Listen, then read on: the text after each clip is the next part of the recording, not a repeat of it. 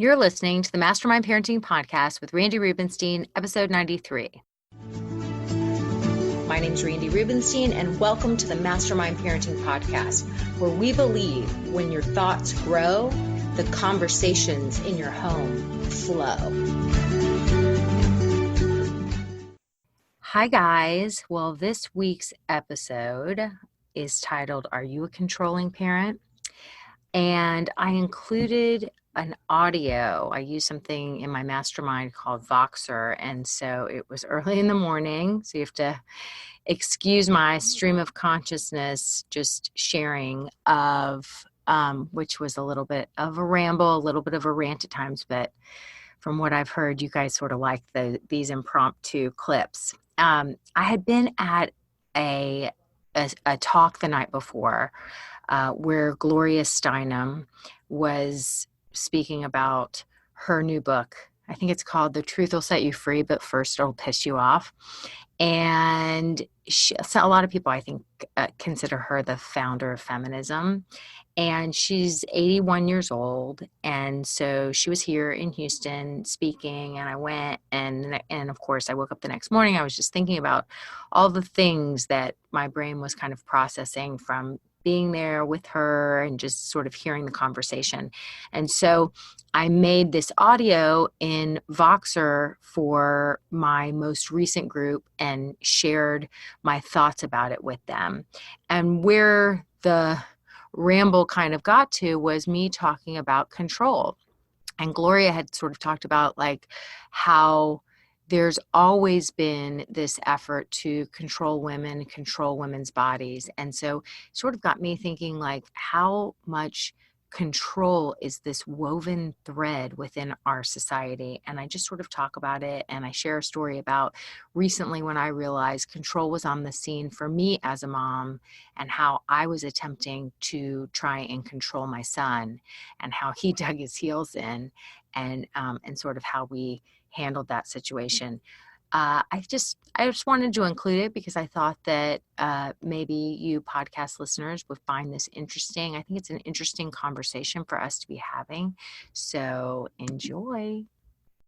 I went last night. Gloria Steinem was in town, and I went to an event and heard her speak. And there were a couple of things that just got my brain thinking. But she talks about, for anybody that doesn't know, I consider her like the queen of feminism, although she's very humble and freaking cool. And being a person who sort of is vainer than I would care to imagine, I love that she still looks beautiful at 80. Like she is elegant. And like, because that part of me about like, oh, another wrinkle, another gray hair, like, damn it. And here she is at 80, and she is just fabulous. And so that feels inspirational to my shallow self. Although she says it's not shallow, because some grandma tried to shame the youngins last night. So this grandma was like, she was just an old lady. And I say she's an old lady. And Gloria would, by any standard, would be considered an old lady at 80. And yet she seems like anything but an old lady. She's talking to the 14-year-olds, raising their hands as if she's their peer. Like, she's just so freaking cool. So this old lady asks a question, starts shaming the youngins for the way they dress and blah, blah, blah. And Gloria's like, it has always been a part of human evolution to adorn yourself. And so, even down back to tribal communities. So hair and makeup and clothing, like, it's part of like being a human. Humans have always done it. And the real problem is when we start to police each other. That's what she said to this lady, which I thought was such a classy way of being like, stop being a part of the problem and become part of the solution. But I thought it was really interesting because Gloria said, Gloria said, somebody was asking her about her childhood, and because in her last book, she really talked about her mom and her dad. Her mom, she wasn't put in school until she was 11 years old. Like, her dad was a bit of a vagabond and bad with money and blah, blah, blah, blah, blah. And her mom spent time in an insane asylum. So by any stretch of the imagination, it sounds like she had a pretty rough childhood. And she said, what, she knows now is that she her mom there her mom helped her to like foster her brain and her love for reading and learning, because her mom read her, and her mom was actually like got out of the insane asylum and like was addicted to tranquilizers for I think the majority of Gloria's childhood. But she said her mom would read to her all these fabulous works. And so that really fostered this love of learning and reading for her. And so she chooses to focus on that. And then she said, and my dad was terrible with money, and we moved around, and there was times we slept in our car and whatever. She's like, but he was a kind man. Like, he was so kind to me, and I was his buddy. And she said, what more could a child want? She said, so she was like, and so what I realize now, like I didn't realize this when I was younger, is that they very much shaped me. I was angry when I went to, when I finally started school, and then I went to Smith for college. Like, I longed for a more traditional family, very much so. She says, but now I realize, like, my dad represented that of course there are kind men in the world. I was treated with kindness. I was treated with celebration. My dad, I was his buddy, So she really recognizes how her upbringing, her parents, shaped her in so many ways. And she essentially has like rewritten that narrative. And that's what she kind of talked about a little bit as an older woman. Um, and it sounds to me like nobody tried to control her. There was a lot of freedom. And she talks about, the control and the history. She's got so much wisdom and knowledge, but she talks about the history of the society wanting to control women and control women's bodies and control women's reproduction. That's why she's, takes such a firm stance with the abortion laws. And she said, it's always been about controlling women and controlling their bodies and controlling reproduction, because that's how the next generation comes along. And I thought that control piece was so interesting. Something is going on in my brain with, what we're doing here is we're changing the parenting paradigm and shifting away from trying to control other humans.